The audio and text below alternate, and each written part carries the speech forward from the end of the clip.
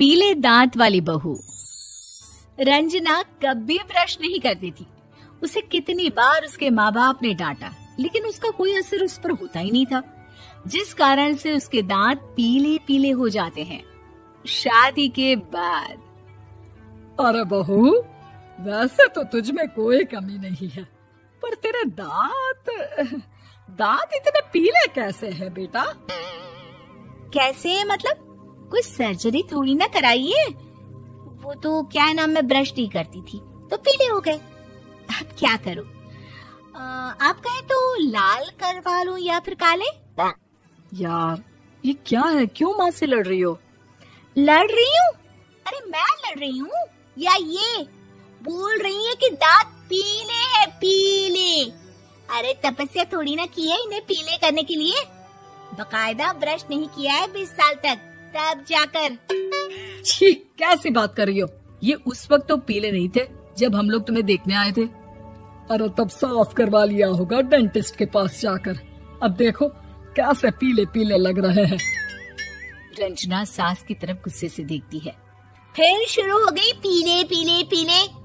अरे पीले तो तब भी थे जब मेरे हाथ का रसगुल्ला उड़ा उड़ा कर खा रही थी और बोल रही थी, लड़की नहीं गुणों का खजाना दे रहे भाई साहब आप। खैर, अब वो लोग करते भी तो क्या करते, पीले दांत वाली बहू पल्ले पड़ी थी तो झेलना तो था ही। एक दिन कीर्तन में रंजना गाना गा रही थी। अरे कमला बहन, माँ का द्वार है, यहाँ तो सब शुद्ध होकर आते हैं, फिर अपनी बहू को ब्रश भी नहीं करवाती तुम। दूर से पीले पीले दांत भक्ति में बाधा उत्पन्न कर रहे हैं। अरे कोई 2 साल के बच्चे थोड़ी ना लेकर आई हूँ मैं बहू बनाकर। अच्छी खासी लड़की है, अरे कैसे करवाऊं ब्रश? ये तो उसे खुद करना चाहिए ना। अब माँ बाप तो इसके जैसे तैसे निपटा दिए, ये नहीं सोचा कि सास कैसे संभालेगी। सास बहू को लेकर घर आ जाती है, लेकिन सोच लेती है कि अब इसे लेकर कहीं नहीं जाएगी। अगले रोज बहू कहती है, अरे क्या हो गया, मंदिर नहीं जाना क्या? कीर्तन का वक्त हो रहा है। मेरी मधुर वाणी से कान्हा जी जागते हैं और सोते हैं। आप तो जानती है ना उनकी भक्ति में कितना मन लगता है मेरा। वो क्या है ना, तबीयत ठीक नहीं लग रही है मेरी, आराम करूंगी मैं। तबीयत ठीक नहीं लग रही? अभी तो मिथुन के गाने पर नाच रही थी आप, और अब बोल रही है कि तबीयत ठीक नहीं लग रही। अरे भक्ति में मन लगा लो सासू माँ, ऊपर जाना है, क्या मुंह दिखाओगी आप? हाँ? सास को बहू की बात पर गुस्सा आ जाता है। मैं क्या मुंह दिखाऊंगी, इसकी चिंता तो ना कर, समझी? अपने मुंह की चिंता कर, जो ये पीले पीले दांत लेकर हर जगह पहुंच जाती है। पता है लोग कितना मजाक बनाते हैं। ना जी ना, मैं नहीं जाना कहीं तेरे साथ। तो ये बात है। कोई ना, मत जाओ, मैं अपने कमरे में ही बैठकर भक्ति कर लूंगी। ऊपर वाला दांत थोड़ी ना देखता है, मन देखता है, भावना देखता है। और अरे बस बस, तू सब कुछ दिखा, बस ये सफेद चमकदार दांत ना दिखाना किसी को, है? जा यहाँ से। बहू को सास की बात का कोई फर्क नहीं पड़ता, वो तो जैसी थी वैसी ही रह जाती है। सुबह नहाकर किचन में खाना बनाना, फिर खाना खाना, कीर्तन भजन करना और सो जाना। एक दिन, माँ जी मैं सहेली के घर जा रही हूँ, शाम को लेट आऊंगी। हाँ, तो जाना, मैंने कौन सा तेरी आरती करनी है घर पर बैठकर। रंजना सहेली के घर जाती है, जहाँ वो पार्टी में जाने की तैयारी कर रही होती है। अरे शिखा, कहाँ जाने की तैयारी कर रही है? मैं गलत वक्त पर आ गई क्या? अरे नहीं यार, उल्टा सही वक्त पर आई है। मैंने ये साड़ी और ज्वेलरी निकाली है यार, शाम को इनके ऑफिस की एक पार्टी में जाना है। बताना कैसा लग रहा है ये सब? नहीं यार, इस ड्रेस के साथ तो वो वाली ज्वेलरी अच्छी लगेगी। हाँ, सही बोल रही है, मैंने ध्यान ही नहीं दिया। वैसे तो हमेशा से मस्त फैशन सेंस रखती है। तो बड़ा जाती होगी ना पति के साथ पार्टी में। रंजना कुछ नहीं बोलती, बस सोचती है कि यार काश ये बात सही हो जाती, पर मैं क्यों नहीं जाती पार्टी में? क्या इन लोगों की कोई पार्टी होती नहीं होगी?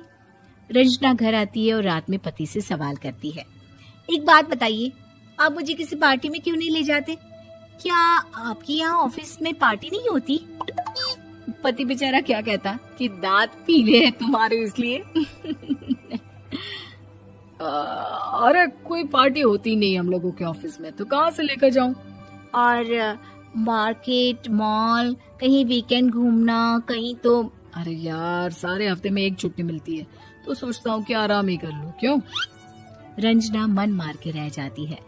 पहले कभी सास के साथ मंदिर जाया करती थी, लेकिन वो भी सास ने ले जाना बंद कर दिया। घर बैठी बैठी रंजना बोर हो जाती है। तभी उसे आइडिया आता है और वो मायके जाने का सोचती है। सासू माँ, 2 दिनों के लिए मम्मी के घर जा रही हूँ। अच्छा अच्छा ठीक है, आराम से जा।